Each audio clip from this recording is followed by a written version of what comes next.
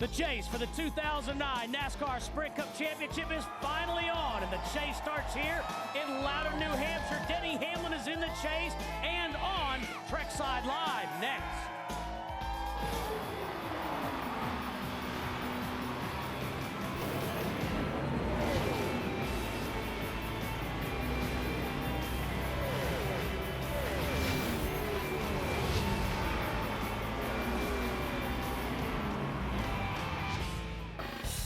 The chase for the NASCAR Sprint Cup begins today here in Loudon, New Hampshire. Race number 1 in the chase for the NASCAR Sprint Cup. It's fitting that the chase gets underway here in the Granite State because, Doug Rice, it is rock hard to win the Cup title. And the trophy that they give you, you've got to be a man to take on that trophy. It weighs about 50 pounds because it's made out of granite.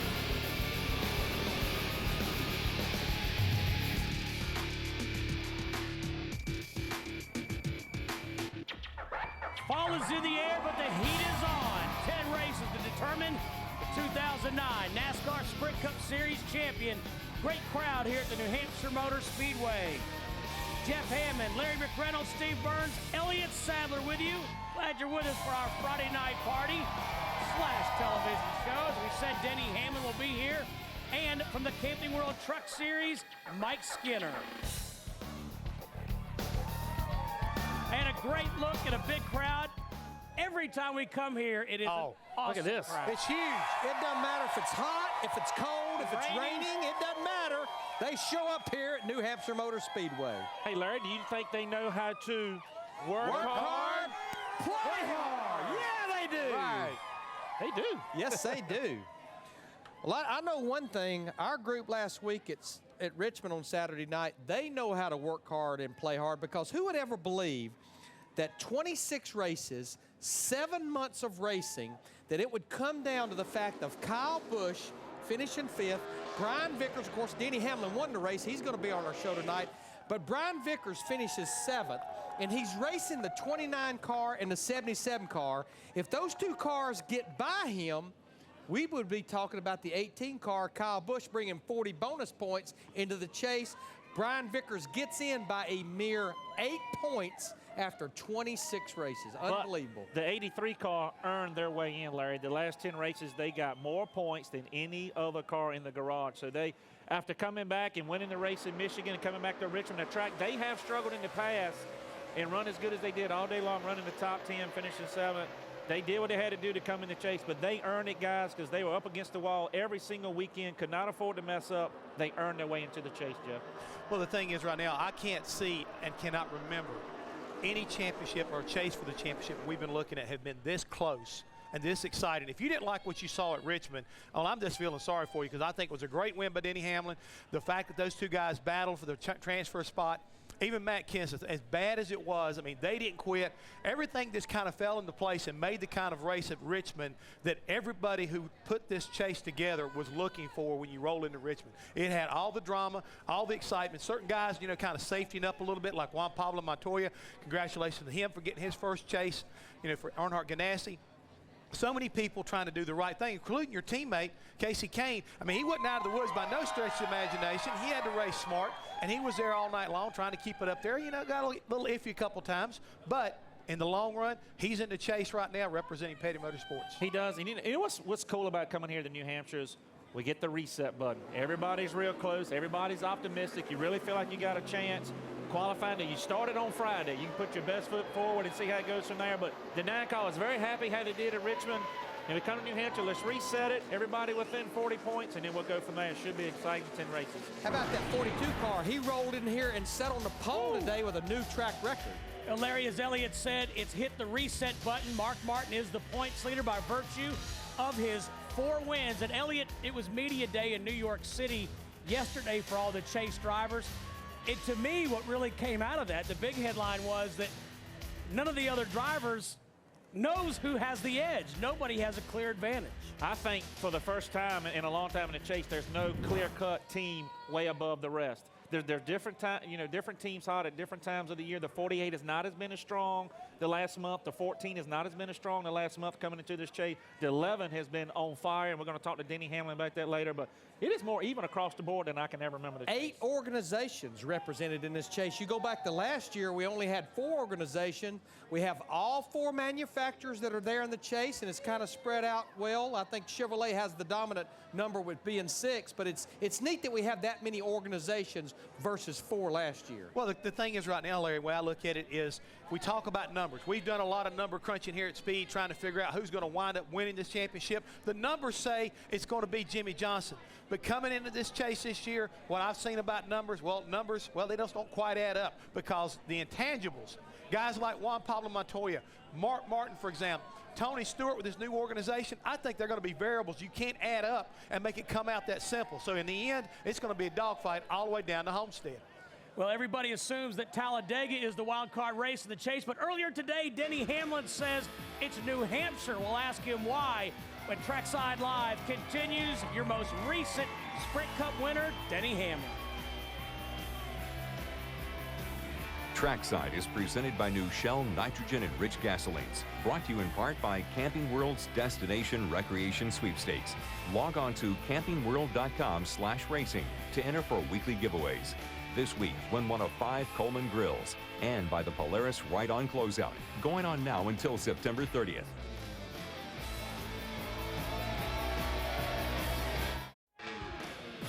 Denny Hamlin already has 6 NASCAR Sprint Cup Series wins, including 2 in this 2009 season, including last weekend in his home track of Richmond, Virginia.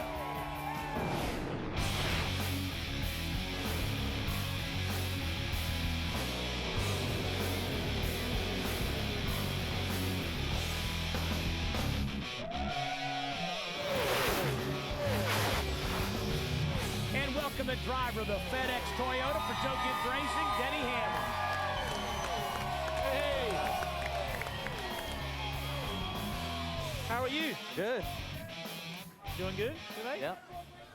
I have got to start the show off because I am a fellow Virginian and congratulating you last week. And I know people don't understand when you say, I'd rather win that race than the Daytona 500. I do understand it because we used to go there as kids to watch races. But congratulations, you and your team last week, man. Yeah, I mean, I think every driver has a checklist. You know, the win, your certain wins, the Daytona 500, the championship, obviously.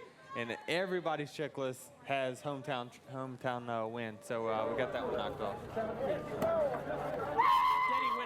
I was sitting next to you a few nights ago. You smelled like sweat and champagne, which is a pretty good smell. But, you know, to get to Elia's point, I think in the bigger picture, any win is great. But now you've set the stage, not just last week, but a lot of momentum coming into the chase. And you mentioned you guys have been under the radar a little bit, but still hot at the right time. Oh, for sure. And, I think we do have a lot of good momentum. We obviously brought it here on today and qualified in the top 5. So I'm very excited about our chase chances and championship hopes. And we're not just another name in the chase.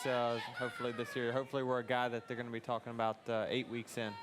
You know, Denny, this is your 4th full-time season with Joe Gibbs Racing, and you've made the chase all 4 years. Back in the spring, Darrell Waltrip, Mike Joy, and myself sat down with you in Darrell's bus, and you were telling us you felt like your rookie season in 2006. You had 2 opportunities to win a race, and you won both of them. But you felt like in 2007 and 8, you missed a lot of opportunities, and honestly, you told us you felt like time was wasting on your career. Do you feel better about that today than you did back in the spring?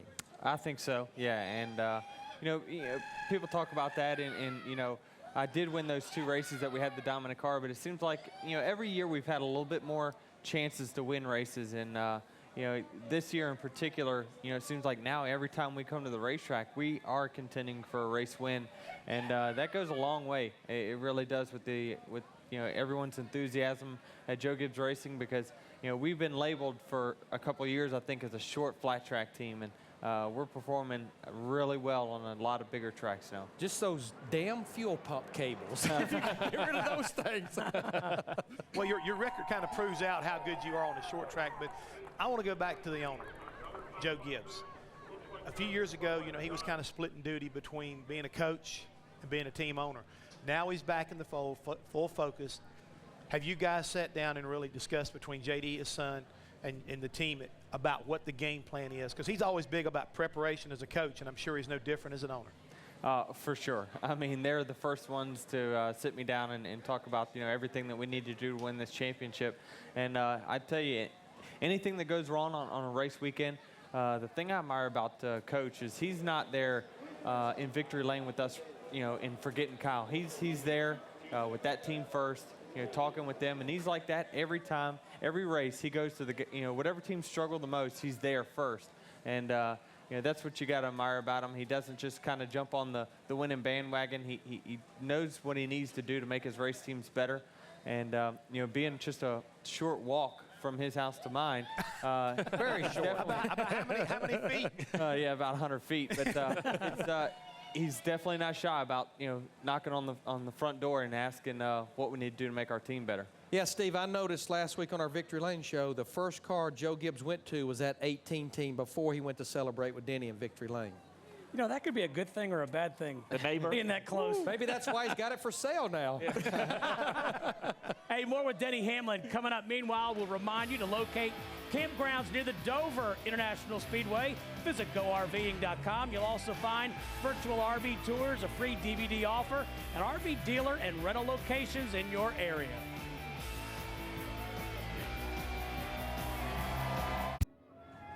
After a thriller in Gateway, the NASCAR Camping World Truck Series heads to New Hampshire where tempers will flare. Tune in as the championship battle wages.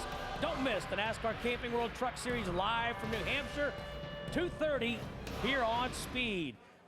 Time now for our Inside Sprint Cup mobile feature. Let's take a look back at Denny's win last weekend in Richmond. Radio, check 1, 2. 10-4, got you. Check 1, 2. I got you there. You got me okay? Got a copy. 10-4.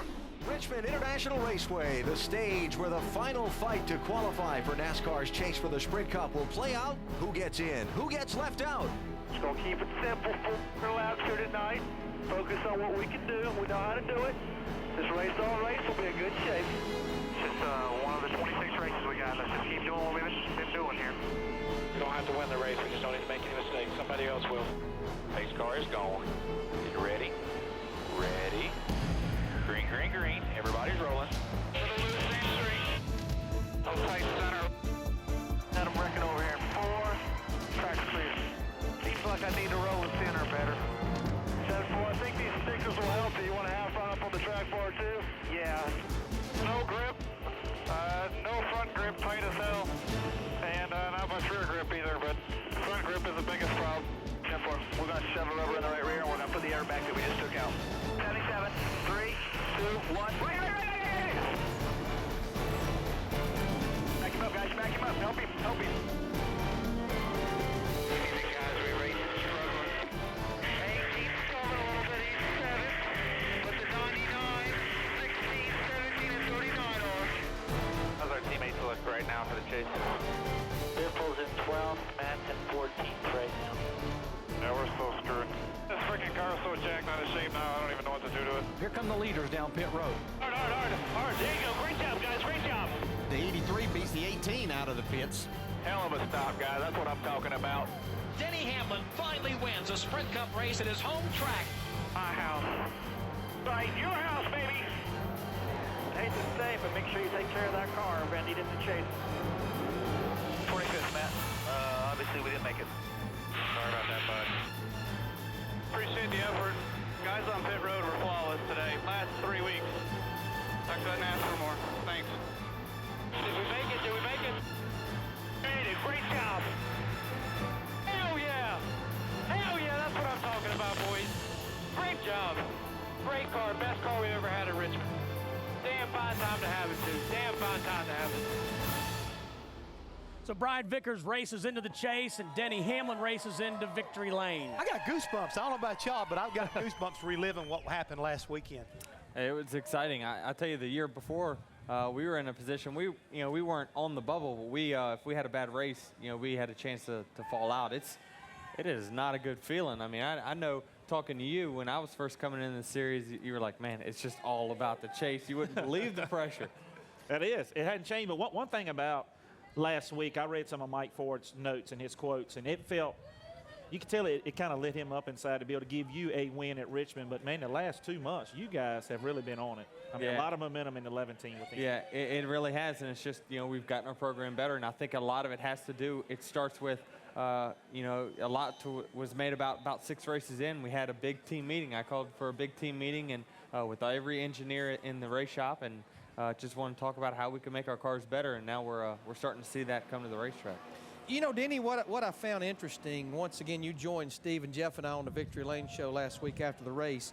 You locked into the chase after your top 10 finish at Atlanta. And I guess early in the week before Richmond, you and Mike actually debated a little bit about how you wanted to treat the Richmond race. Do you just go there and get through it and let's be better prepared for the chase?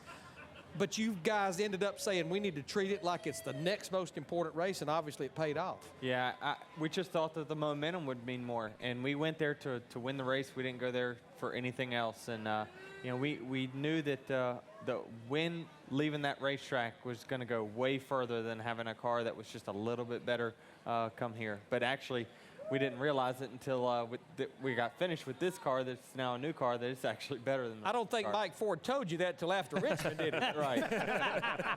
He did save the best for last. You got to watch his crew chiefs. They can be a little bit sneaky. This morning I got up, turned, opened the paper, and there's Denny Hamlin. And I get the headline reads, Hamlin relishes life on the fast lane on the track as well as off. But it was talking about your time in New York and all the things you guys were doing. It sounded like a whirlwind event. Can you share some of what your experiences were like? Yeah, I mean, I've got the privilege of being in the chase the last 4 years, and it's just, NASCAR gives us a great opportunity to go up to New York and reach some media outlets that we don't normally get to see, and it's just they do a good job of kind of putting us up and treating us like stars for the day or two, and doing all those shows that you have grown up watching for so long. It's kind of unbelievable that they actually let us on there. Did you say Kelly Ripa had big biceps or something? It's unbelievable. I'm telling you, she is ripped. Is she really? Yeah. Kelly Ripa is ripped. She is ripped. How'd the pie throwing contest go? Kelly. Did y'all set a new world's record? We did. I came up short the last 2 years in a row. I've had the highest number of ice cream throws and pie throws and everything else, but it wasn't good enough for a record. But this time, yeah, I think they did set it with 200 and some odd people, but I just took for cover. I mean, I tell you what, they gave us these suits to wear, but we picked up the pie and they said, you're supposed to just throw it everywhere, and we picked up the pie and said, man, you hit someone in the head, these things are going to hurt. So as soon as this started, and what actually happened is they weren't back from commercial yet. Somebody blew a fake whistle, and that's when it started. Oh, really? So they had to cut back into it a little bit early. Was Darrell Waltrip up there or something? I didn't see pretty Darrell. blown a whistle. No, we got a text from him. He's working on his tan. That's right, he is. I forget about that. Hey, more with Denny Hamlin coming up, and a little bit later we'll be joined by Mike Skinner from the NASCAR Camping Truck Series. They race here in New Hampshire tomorrow. They don't Stay race with us. nice. They don't play nice.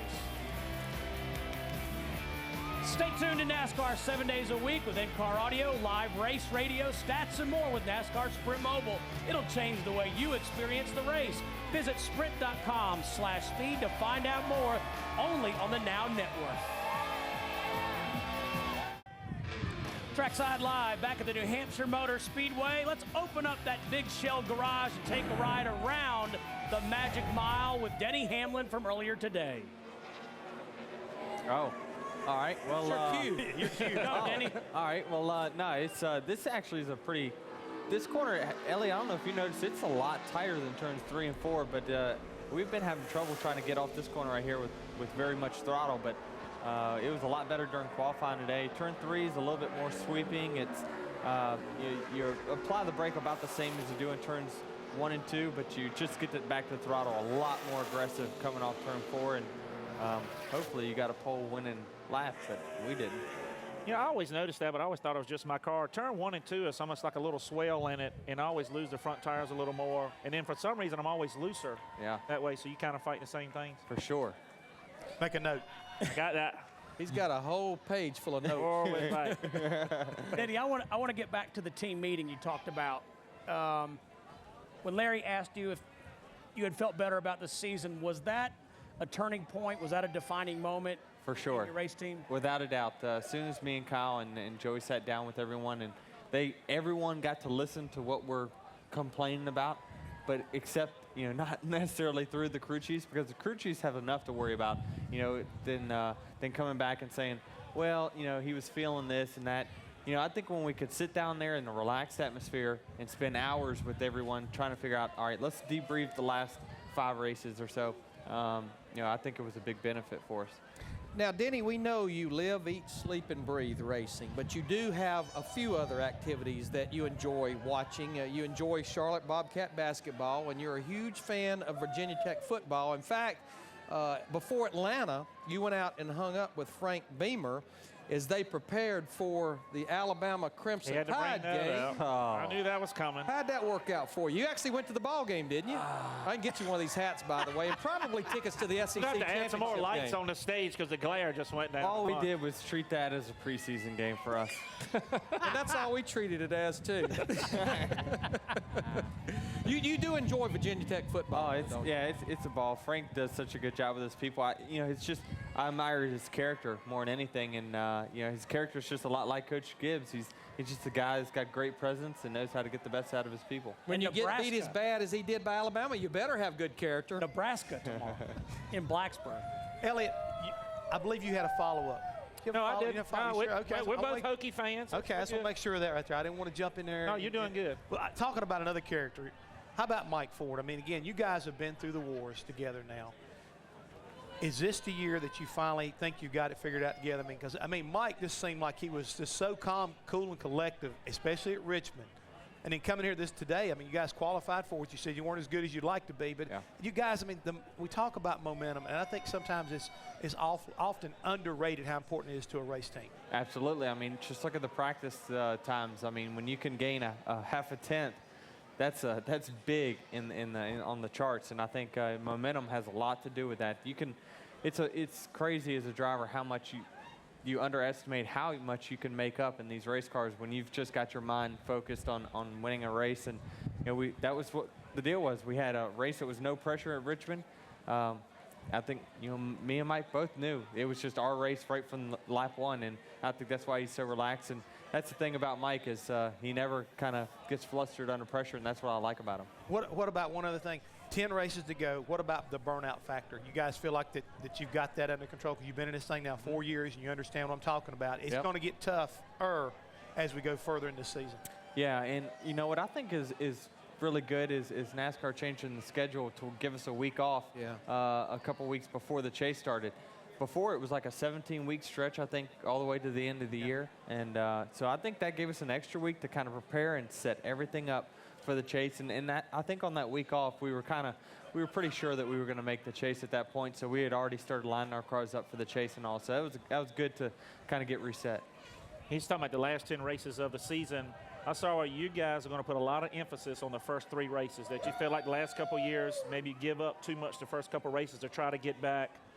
7 out of the last 12 races, top 5s, 8th, average of 8th finish here at New Hampshire. Better Best than anybody. average of all the time. Everybody. The first 3 races, what are you going to try to do different than you've done in years past for these first 3 races?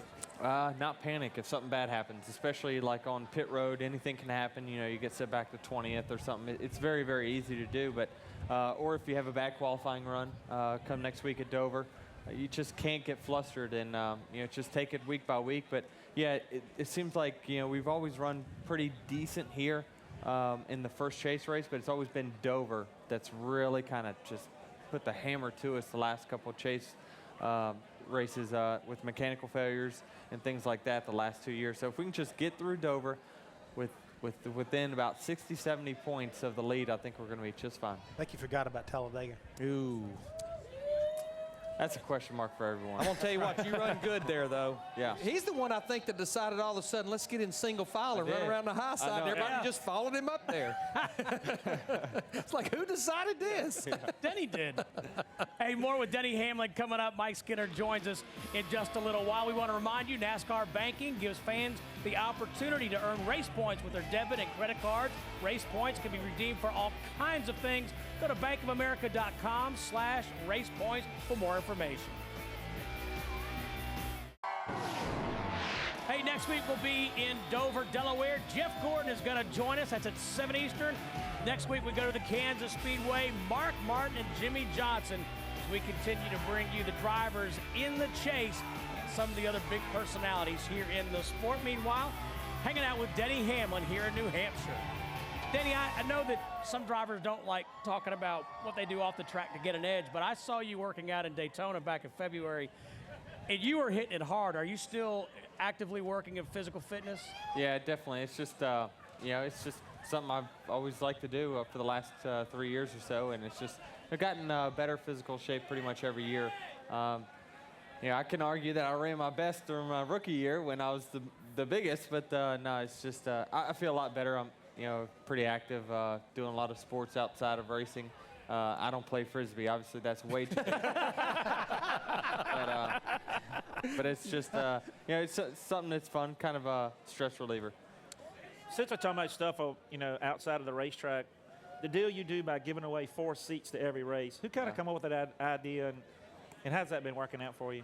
Well, I think it started, you know, at the beginning of, I'm not sure this year or last year, it was, you know, NASCAR wanted us to put more emphasis on the fans. It was, you know, how can we reach out to the fans? I said, well, let's just give away tickets is what I talk to my people about is let's buy tickets to every race. And, you know, had a lot of support from a lot of people at NASCAR and the racetracks themselves actually donating even more. But I give away at least a minimum of 4 seats to every racetrack, to every race during the course of a season. I've had over 17,000 essays sent for me to read and figure out who's going to sit. Your mom's been a very busy lady. Yes, she has. Yes, she has. But you know, there's a lot of deserving stories, and obviously, you know, not everyone can win, but it's you know, we try our best to get to the people that we feel are the most deserving. I was pretty impressed with your teammate Kyle Busch last week. Whenever he didn't make the chase, he was very gracious in talking about the battle between him and Brian Vickers and the fact he didn't. But I also heard this week that he's kind of reached out to you and said, look, if you need some help, I'm here to try to help you guys get to New York. I mean, up to New York. I mean, out to Las Vegas this year and be at the head table. Yeah, I mean, I can tell you, Kyle is he's a good teammate. You know, he definitely doesn't get the credit he deserves as far as being a good teammate. He does a lot to help us out on the racetrack, and even before this has happened, you know, he's helped us out a lot. And you know, I think a lot of our success has to do with how well the 18s run last year and the first part of this year. It's given us motivation. It's showed me that, hey, I need to get off my rear end and run a little bit faster. So, you know, I think he's helped me become a better driver for sure. You know, Denny, over the course of a Cup race weekend, there's no telling how many autographs you'll sign. But the word on the street is you had a soccer ball when you were 6 years old, and you were practicing your autograph on that soccer ball, and I guess it just showed up here again recently with a plaque to go along with the soccer ball. It was a gift my couple roommates gave to me, and I didn't realize my mom still had it at my old house, but it's me and my best friend Brooks Taylor was, we were on instead of playing with the soccer ball, we decided to take a Sharpie to it and, you know, sign all the white spots on the soccer ball. And my mom was like, what are you doing? You just got this for Christmas. And I was like, well, I'm going to be famous, so I got to have a good autograph. Got to practice a little bit. Yeah. Hey, Denny, thanks for spending time with us. Best of luck Sunday and in the remaining 10 races. Thank you. Good luck. Appreciate it. Thanks for your time. Our man Rutledge is backstage. What you got back there, Rut? Steve, I'm so excited to have one of my favorites from the Truck Series. Mike Skinner is here. Now, Mike, I want to tell you, congrats on the 2 wins. You guys are doing it. But a little birdie told me, busted into the trailer last week and said, you guys, great news. Mike and Angie Skinner moved back to North Carolina. I don't know who it was, but I feel like there's someone you know very closely. See you guys. We're working on it. Yeah, we got a new place there, and we're excited about it, man. It's cool. It's 16 acres, got a bass pond in the front yard. It's cool. Does that mean you're going to invite Larry over? Absolutely. Larry and I are old buddies. We're still friends. I'm a little still mad about the gas thing, but other than that. At Watkins Glen, I see you and I, Mike, sitting at the edge of that pond with a cigar, nice glass of wine, little fishing, no pressure whatsoever. No pressure. It's all good, just like we scripted it years ago. A 5-gallon can of gas? No, we didn't even need that much. I saved the 2 that was left in the car for him. He just didn't tell me he was saving that much. He's talking about Watkins Glen. We ended up finishing 4th, but I had him slow down so much that we had a lead of about No, we finished 3rd, by the way. We did finish 3rd. But I had him slow down so much that the top 2 guys got by us. Where was we going to finish if he'd have just stayed off the radio? We'll figure that out when we come right back. We got Ask lots him where more we were going to Trackside finish if we'd have run out of coming up. gas. Mike Skinner's on the show. We got a whole lot more, so stay tuned for more Trackside Live.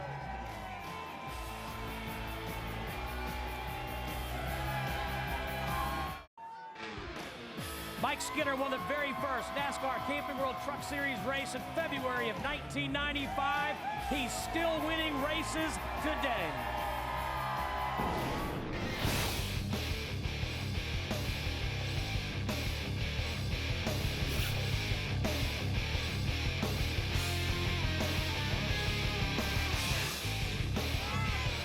And welcome Mike Skinner to Trackside Live. Oh, he's going out deep. I like that. Yeah. Couple of koozies. I believe our crowd has grown. It has grown. The hour. Mike, throw that thing. Oh, here. Please. Sit right down there beside Mr. McReynolds right there. Just like old times, buddy. Y'all just How are reach you, over man? and hug one Good, another. how you doing? You know what? What an awesome 2 weeks. I know it was the tale of 2 tapes. You just annihilated them at Iowa. You led the last few laps last week at Gateway, but the bottom line is 2 consecutive wins, going for 3, I think, with the same truck again here this weekend. It is the same truck, and actually at Iowa we whipped them. It's like Hornaday's done to us a few times, and you know, last week our truck was really good. It's that old thing called track position. The driver messed up qualifying. We over-adjusted the truck qualifying, and You didn't actually, overdrive it qualifying now, did you? Oh. There's no way. Of course not. We over-adjusted the chassis, Larry. There's a big okay. difference. Okay. We Larry's wasn't in Atlanta. always yeah, pushing. Yeah. He's still pushing.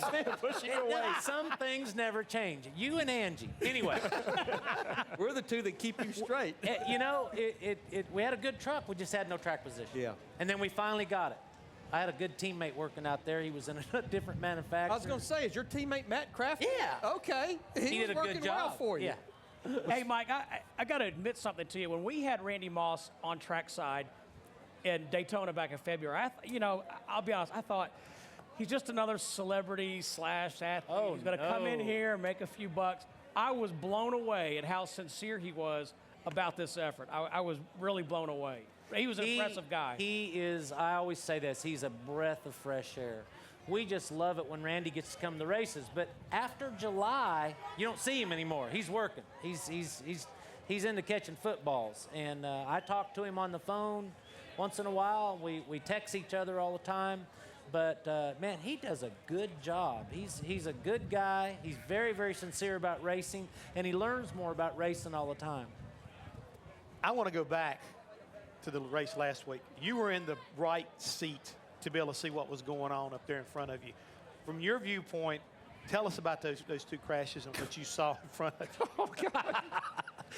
Well, what I'd rather tell you is This is the first one. we give these things up. I don't know how many races that we have given up when we had a dominant truck and ended up like that or whatever.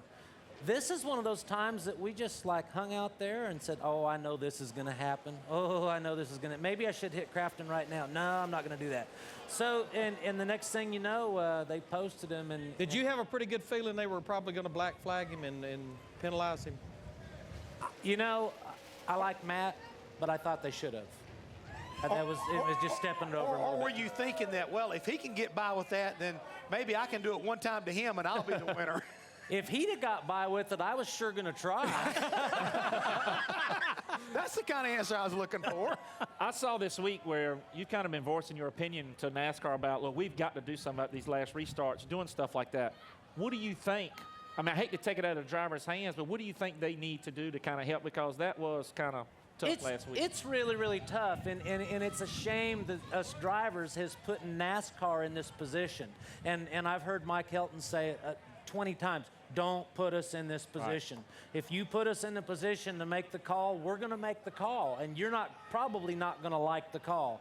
So I think, you know, going in there and roughing somebody up and moving them out of the way to win a race, we've seen Dale Earnhardt do it how many times? We've seen, you know, Jeff Gordon, everybody's done it. To blatantly wreck somebody, I think NASCAR probably should step in. That's a big difference. I agree. Anybody can wreck somebody. Yeah. I mean, I can go in there and wreck you. I don't have to know how to drive. Larry McReynolds wrecked me in a race one time, just like that. It's not cheap when you wreck me, though. I won. I always come back. It's amazing. It might be a year later. That's exactly right. You're on file. Yeah. And that little computer chip. Yeah, you're on the chip. You're in the computer. More with Mike Skinner when Trackside Live continues. Don't forget the NASCAR Camping World Truck Series in action here tomorrow. Coverage starts at 2:30 on Speed. Sunday on Speed, NASCAR Race Day gets you revved up for race one of the chase. Title contenders Tony Stewart and Greg Biffle join them live, and Wendy Venturini gets the real deal from Jimmy Johnson as he sets his sights on a record 4th straight championship Sunday at 11 Eastern here on Speed. It almost looks like Disney World right there. Only Disney World with the big speed tower coming right up out of the middle of it. Cool looking shot there. Very nice. It's like a horse racing track. Hey, what did you say a minute ago about the wine? What? Only way you get rid of the wine. Consumption. You asking, was he getting rid of all his wine? And I said absolutely not. Yeah, but the only wine he got rid of was that. Hey. Elliot said he thought the only wine they sold was in a box. Ganging up on me tonight. Well, that's right. If you drop it, it don't break. Dent the corners up a little bit. Well, that's about it. You know, Mike, of course you're having a lot of success in the truck series right now, but in the Sprint Cup Series, I mean, I know you never won a points race. We came awfully close several times, but you sat on the pole. And you helped me with that. We did do that, but you sat on the pole for the 1997 Daytona 500. You won the Rookie of the Year. But to me, something that no one, I don't think, will ever be able to accomplish, the 3 trips we made internationally to Japan, you won 2 of those 3 races at 2 different racetracks. That was a lot of fun, and if you remember Motegi, I think I tore the whole race car up on the very first lap. Of practice. And our guys worked their tails off to put that car back together, and I was like, oh, you can't screw this up. You just cannot mess this up, and we ran off. Our backup car is only about 10,000 miles away from us. I got a question, Mike. You know, we know that Larry can be very excitable sometimes. Did he get in trouble with NASCAR for something on the radio? Elliot, you got next question? Yeah, because he tried to say it was me, but he was saying something about, I'm not going there. Serena and other tennis player, they got fined. So did you get fined? No, I didn't. No, but he instigated the whole thing. Well, blaming Mike. Always blaming you. You know, we had a lot of fun, and Larry, I love Larry. He's a good friend of mine and always will be. But we like to give each other a lot of flack, but we have a lot of fun when we did have a lot of fun, and you know, I'm very proud to say that my last days on the pit box was calling the races for Mike Skinner. They'll always hold a special place. He always has to throw that in that I ruined his career. Right out of the you know, you ended my career. I thought we were getting ready to have a group hug. Yeah. Hey, you're talking about having a lot of fun. The last time we had you on your show, you're saying you and your wife will get in your bus and just take your time and go from track to track and enjoy seeing the scenery and things like that. Is that still on the Skinner plan? You guys still doing that? Absolutely, and NASCAR just released the schedule for next year for the NASCAR Camping World Truck Series. And man, there's about 6 or 7 weeks that we're just going to be gone. I mean, you just go from point A to point B, C, D, E, and F, and so on and so forth. And we find great golf courses. We find great places to eat. You can tell I still like to eat. I stay in really good shape, but I eat anything I want, and I love a good glass of wine. I got good friends out in Napa Valley. Frank Altamira, I just talked to him last night, a good friend of mine, and we're enjoying life, man. Speaking of enjoying life, talk about Angie, your wife. Yep. I'm going to tell her that's how, yeah. Okay. Best friend. But when you guys win a race, is anybody gets more excited than her when you guys get in victory lane? I mean, it is really cool the way she comes over, and here you go. There you doing your signature. Man, there it is. And all of a sudden, she's going to come running up here, and it's like, well, Larry can probably back me up on this. Dale Earnhardt told Angie when I won the Gatorade race at Daytona, she ran up and jumped on me like that, and that was on the front page of the paper the next day. And Earnhardt told her the next day, which was probably the last thing he ever said to her, was, don't ever quit doing that. Right. Angie, that's your signature. That's what you do. Anytime Mike wins a race, you do that. She's done it ever since. And I love it. I think it's great to see. She's my girl. Yeah, I love the fact that she gets that excited just like you do, and y'all can share that together. That's what racing's really all about, is sharing that kind of a moment with someone special. And building relationships. It's just like tonight, when we leave here, Dawn Gagney's back there. She's with Trackside. She's our sponsor. We're going to dinner. We're going to go have fun. Yep. We're gonna go and check out, see if we can find a little lobster, maybe some steak, and then we're gonna go racing tomorrow and go to Daytona. Hey, coming up, him and him are gonna be in the Lazy Boy Lounge. Do you think they'll hug or fight? They'll probably hug like Jack and Jeff did. It could be really good, or it could be really bad. One of the two. It'll be good.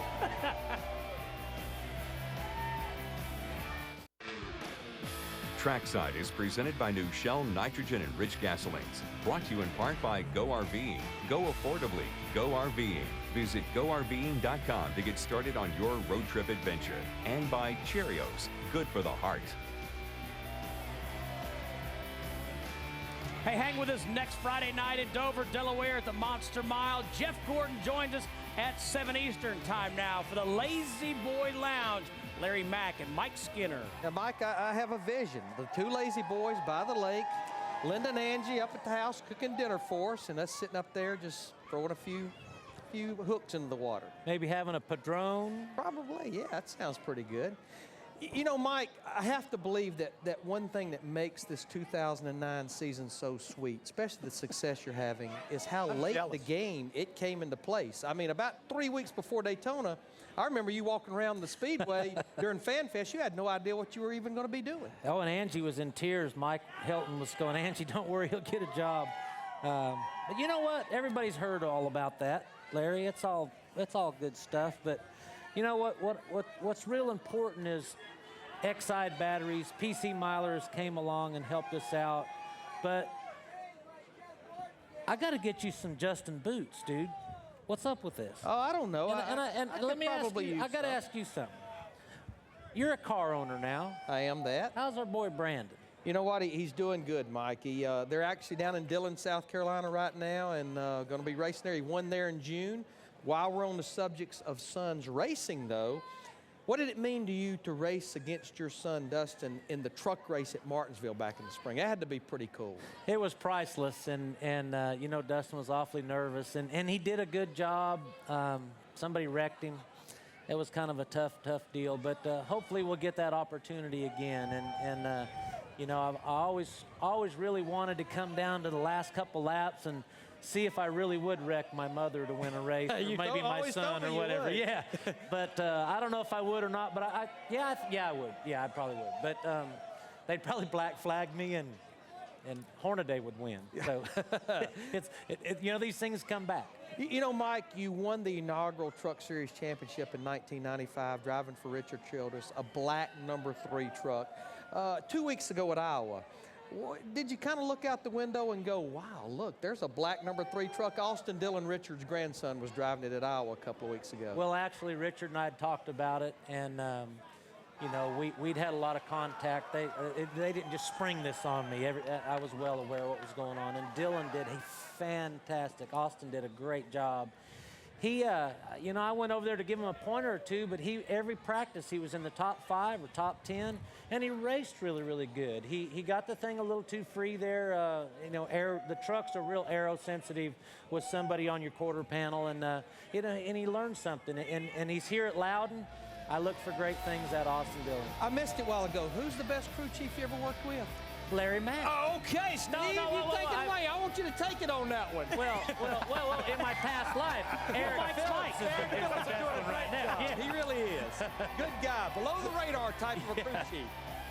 All right, it was fun, folks. Thanks for being with us. Appreciate Denny Hamlin and Mike Skinner being with us. Fire up the coffee pots. We're on the air at 9 o'clock tomorrow morning.